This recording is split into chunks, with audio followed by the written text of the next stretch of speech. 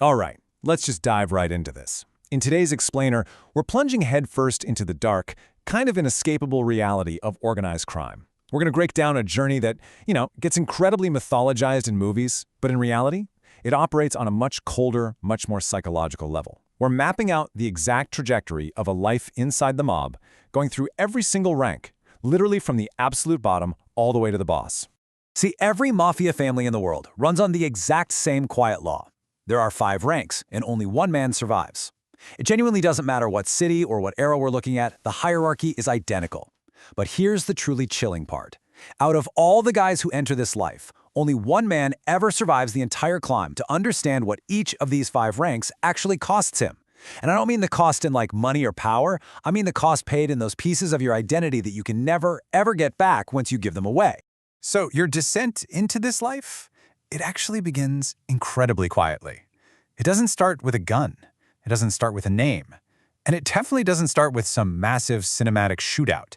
No, your entire journey into this world begins with just a single, seemingly uninformed decision, just made on an ordinary night by someone who has absolutely no idea what they're actually signing up for. That brings us to rank 1, associate. This is the first chapter of your new life. Now, associate, it's a word that sounds completely harmless, right? Almost administrative. But in practice, you are absolutely not family.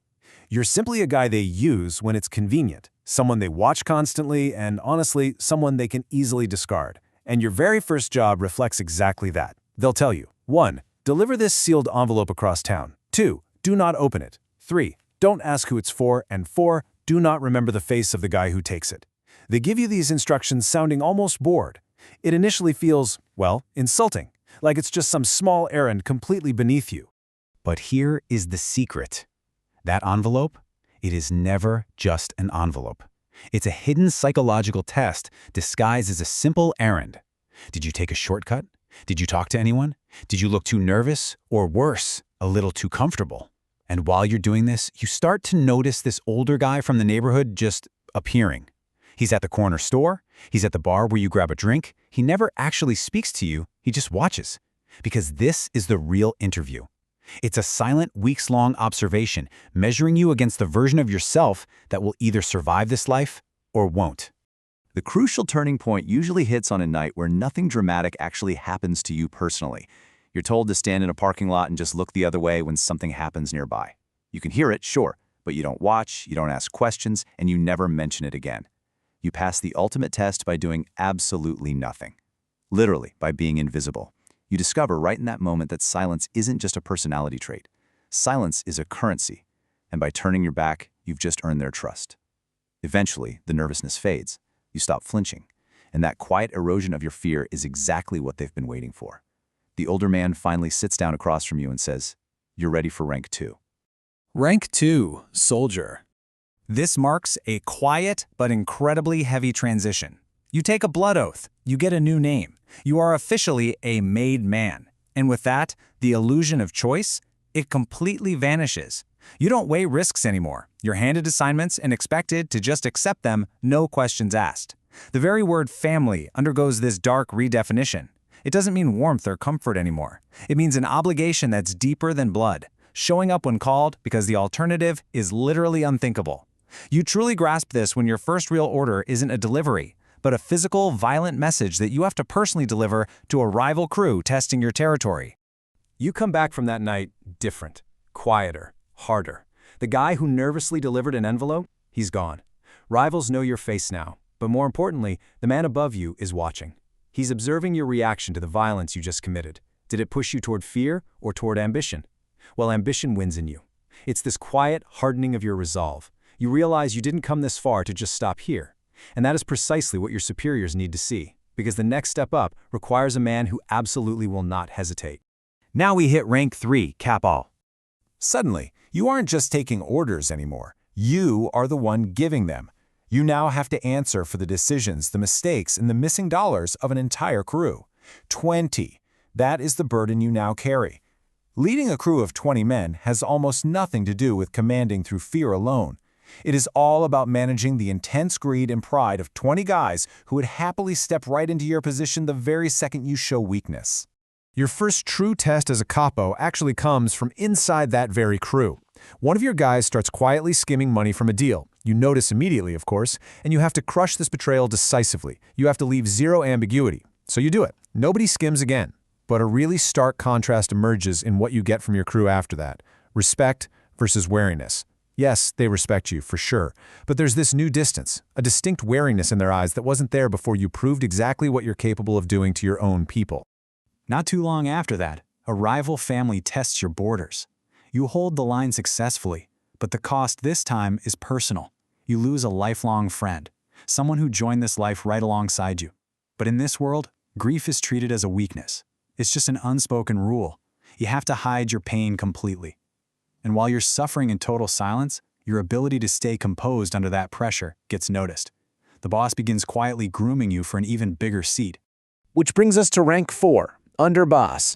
So now, everyone respects you, outwardly, but you are acutely aware that every single guy below you is patiently waiting for your position to become available. Sitting right beside the boss, you get access to deadly secrets, contingencies that would literally end your life if repeated. You're constantly facing these subtle loyalty tests from other captains hinting that, maybe the boss is getting a bit too old. You refuse them all. And then comes the ultimate test, a coordinated assassination attempt on the boss's life. In real time, with absolutely no one to consult, you have to risk everything to stop it. And you do. You saved the boss. But standing there afterward, a chilling realization sets in. Gratitude and suspicion look almost identical coming from the boss. He thanks you privately, sure, but his eyes have changed. You now hold so much actual power you didn't even consciously want, that you've become the most dangerous problem in the entire family. You are close enough to see everything, and powerful enough that you are the next problem someone eventually has to solve. And finally, rank 5, Boss. The old boss steps back from pure exhaustion, handing you total control. The territory, the money, the lives of everyone in the family, it's all yours. But you quickly learn that control is not peace. Every captain beneath you smiles deferentially, but you know exactly what those smiles conceal. Trust is a luxury you absolutely cannot afford. When an old rival resurfaces offering a truce, you accept it, knowing your family's worn down. But it hits you with this paralyzing realization: silence is never actually peace. It is simply the calm that exists right before something terrible happens. Your uneasy truce? It's just the calm before the storm. Which leads us to the final chapter, the fall and the truth.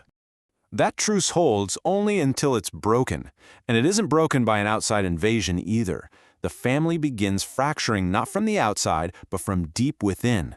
One of your own trusted underbosses has been talking to rivals and authorities, just looking for a way out. You find out far too late.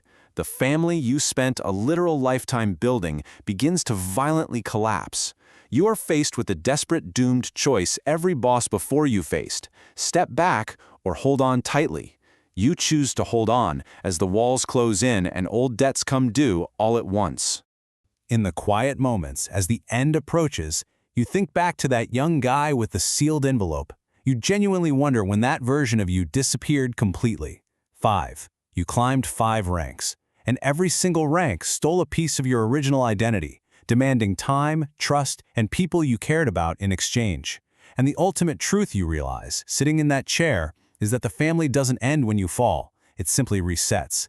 Tonight, somewhere else, the whole cycle starts over, with a new naive associate getting handed a sealed envelope. They have absolutely no idea what rank 5 will eventually cost them. So I want to leave you with this question to think about today.